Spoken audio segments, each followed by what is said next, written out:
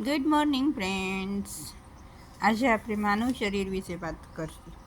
કુદરતની સુંદર અદ્ભુત રચના આ સૃષ્ટિ. કુદરતની સુંદર અદ્ભુત રચના આ સૃષ્ટિ એક અજયબી.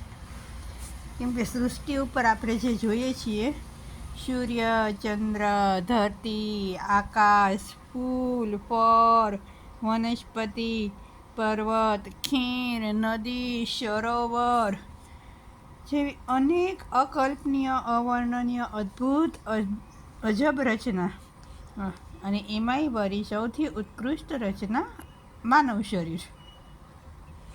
જીવ તો ઘણા બધા છે, તે બધામાંથી મોક્ષને સાધી શકે, આ સુંદર રચનાની સુંદરતાને માણી શકે, તેની જટિલતાને સમજી શકે તેવી રચના એટલે માનવ શરીર.